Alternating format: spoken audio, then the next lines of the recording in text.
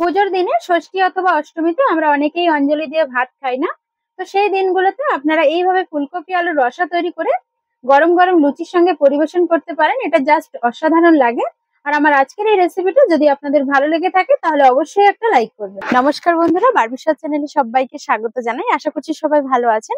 তো আজ আমি শেয়ার করব ভোগের ফুলকপি আলু রেসিপি। এটা যে কোনো পুজোর দিনে অথবা নিরামিষের দিনে আপনারা রান্নাটা করে নিতে পারেন। ফুলকপিটা একবার এইভাবে রান্না করে দেখুন, স্বাদে হয় অসাধারণ। রেসিপিটা শুরু থেকে শেষ পর্যন্ত দেখে নেওয়ার অনুরোধ রইল। সবার প্রথমে আমি এখানে 8 থেকে 10টা কাজু বাদাম নিয়ে নিয়েছি। আর এর মধ্যে আমি দিয়ে দিচ্ছি বড় চামচের 1 চামচ চালমগজ। এর মধ্যে আমি সামান্য পরিমাণে জল দিয়ে এটা ভিজিয়ে রাখছি, কারণ আমি একটা পেস্ট তৈরি করব। এইভাবে কাজু বাদাম ও চালমগজটা ভিজিয়ে রেখে পেস্ট করলে অনেক মসৃণ পেস্ট তৈরি হবে। ফুলকপিটা রান্না করার জন্য আমি যেহেতু প্রথমে মশলাটা তৈরি করে নিচ্ছি, তো সেজন্য আমি এখানে নিয়ে নিয়েছি 2টো মিডিয়াম সাইজের টমেটো, আর নিয়ে নিয়েছি 4টে কাঁচা লঙ্কা, আর নিয়ে নিয়েছি 1 টুকরো আদা। এগুলোকে এবার আমি কেটে নিচ্ছি।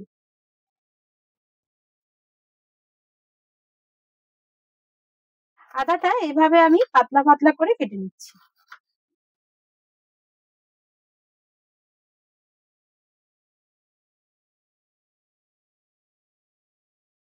টমেটোটাও আমার কেটে নেওয়া হয়ে গেছে। এবার আমি এটা পেস্ট তৈরি করে নিচ্ছি। এবার এই মিক্সিং জারের মধ্যে আমি দিয়ে দিচ্ছি এইভাবে ছোট ছোট করে কেটে নেওয়া আদা।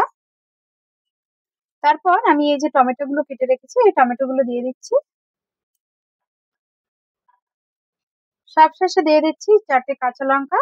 এবার আমি একটা মিহি পেস্ট তৈরি করে নিচ্ছি। দেখুন, খুব সুন্দরভাবে আমি মিহি পেস্ট তৈরি করে নিয়েছি। এবার আমি 2টো আলুকে এইভাবে বড় বড় সাইজ করে কেটে ধুয়ে রেখেছি। তার সঙ্গে একটা মাঝারি মাপের ফুলকপিকে আমি এইভাবে কেটে নিয়েছি। রান্নাটা করার জন্য একটা কড়াই বসিয়ে আমি বেশ কিছুটা জল দিয়ে দিয়েছি। তো জলটা এরকম ফুটতে শুরু করলে আমি দিয়ে দিচ্ছি 1/2 চা চামচ লবণ।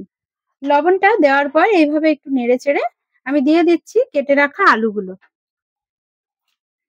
আলুটা দেওয়ার পর আমি দিয়ে দিচ্ছি কেটে রাখা ফুলকপি।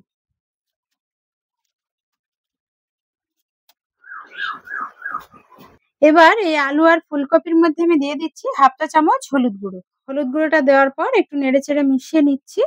গ্যাসের ফ্লেমটাকে এবার হাই রেখে আমি 4 থেকে 5 মিনিট ভালো করে ফুলকপি আর আলুটা ভাপিয়ে নিচ্ছি। আর ফুলকপি খেলে অনেকের গ্যাসের সমস্যা হয়ে থাকে, তো এইভাবে লবণ জলে হালকা করে একটু ভাপিয়ে নিলে গ্যাসটা অনেকটা কম হয়। তাছাড়া ফুলকপির মধ্যে অনেক সময় ছোট ছোট পোকা থেকে যায়, তো এইভাবে লবণ জলে ভাপিয়ে নিলে সেই পোকাগুলোও কিন্তু বেরিয়ে যায়।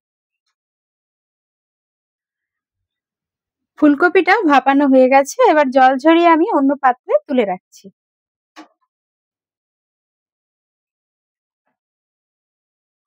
ফুলকপিগুলো তুলে রাখা হয়ে গেলে এবার আলুগুলো আমি তুলে রাখছি। এবার একটা কড়াই গরম করে আমি দিয়ে দিচ্ছি 50 গ্রাম সর্ষের তেল। তেলটা গরম হলে দিয়ে দিচ্ছি ভাপিয়ে রাখা আলুগুলো। আলুটা দেওয়ার পর গ্যাসের ফ্লেমটাকে একদম মিডিয়ামে রেখে লাল লাল করে আলুটা আমি ভেজে নিচ্ছি। 3-4 মিনিট সময় ধরে আলুটা খুব সুন্দরভাবে ভেজে নিয়েছি। দেখুন, আলুর গায়ে খুব সুন্দর একটা ক্রিস্পি লেয়ার পড়েছে আর আলুটা প্রায় 80% সেদ্ধ হয়ে এসেছে।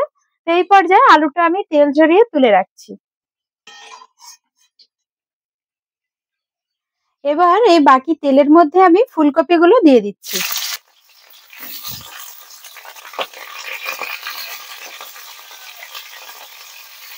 গ্যাসের ফ্লেমটাকে মিডিয়ামে রেখে ফুলকপিটাকে আমি সুন্দর লাল লাল করে ভেজে নিচ্ছি।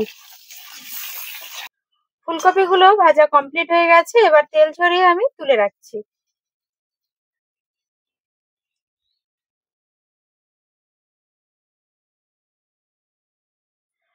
কড়াইতে যে অবশিষ্ট তেল আছে এই তেলেই আমি রান্না করব। আমি এখানে ফোড়নের জন্য নিয়ে নিয়েছি 1/2 চা চামচ গোটা জিরে, একটা তেজপাতা, 2টো শুকনো লঙ্কা, 3টে এলাচ। এলাচের মুখটা আমি ফাটিয়ে নিয়েছি। আর নিয়ে নিয়েছি তার সঙ্গে 3টে লবঙ্গ। এবার ফোড়নটা আমি কড়াইতে দিয়ে দিচ্ছি। ফোড়নটা দেওয়ার পর গ্যাসের ফ্লেমটাকে একদম লো রেখে কয়েক সেকেন্ড নেড়ে চেড়ে নিচ্ছি। ফোড়নটা নেড়ে চেড়ে খুব সুন্দর একটা স্মেল আসতে শুরু করলে আমি এই পর্যায়ে অ্যাড করে দিচ্ছি আদা, কাঁচা লঙ্কা ও টমেটোর পেস্ট।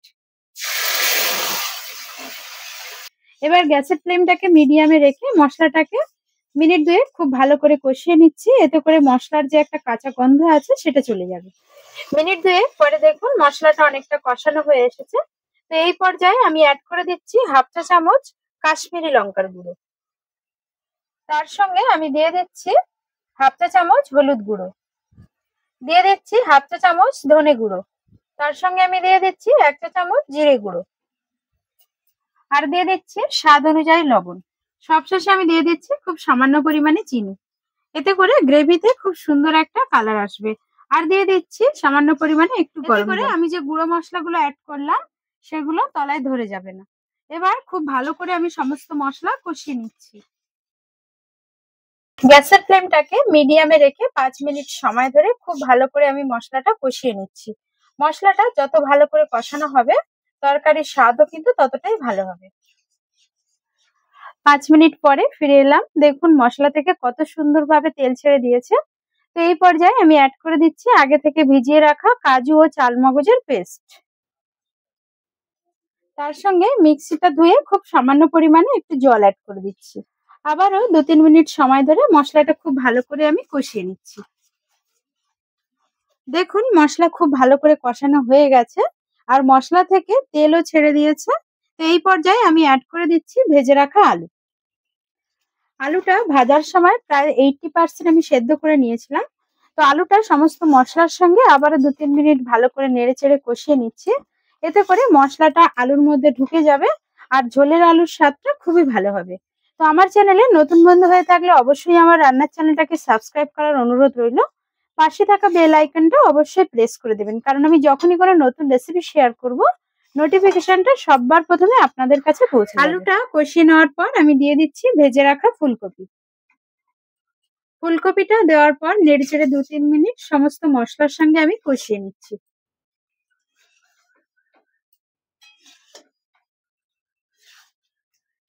ফুলকপিটা একটু নেড়েচেড়ে কষিয়ে নিয়ে আমি অ্যাড করে দিচ্ছি 2 কাপ গরম জল।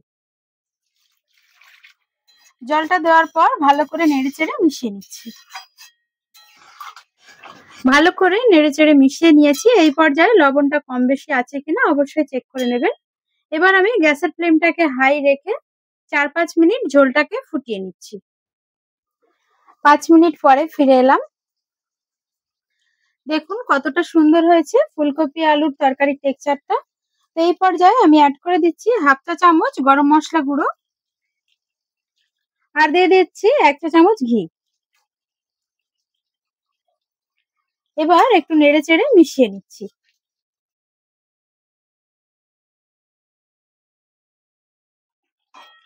ভালো করে নেড়েচেড়ে মিশিয়ে নিয়ে আমি দিয়ে দিচ্ছি 3টে কাঁচা লঙ্কা চেরা। কাঁচা লঙ্কা চেরাটা তরকারিতে দিলে খুব সুন্দর একটা ফ্লেভার আসে। এবার গ্যাসের ফ্লেমটাকে আমি বন্ধ করে দিচ্ছি। ঢাকা দিয়ে স্ট্যান্ডিং টাইমে 5 মিনিট রেখে দিচ্ছি, তারপর আমি গরম গরম সার্ভ করব।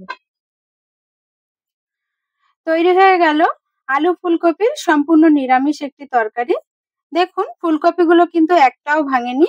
এটা আপনারা গরম গরম ভাত, রুটি অথবা লুচির সঙ্গে পরিবেশন করতে পারেন।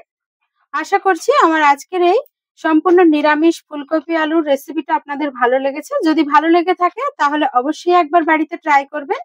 কেমন হলো কমেন্টে জানাতে ভুলবেন না। আর ভিডিওটা যদি আপনাদের ভালো লেগে থাকে তাহলে অবশ্যই বন্ধুদেরকে শেয়ার করবেন। আজ তবে এই পর্যন্ত, আবার আসছি অন্য কোনো রেসিপির সাথে। ততক্ষণ সবাই সুস্থ থাকবেন, ভালো থাকবেন। ধন্যবাদ।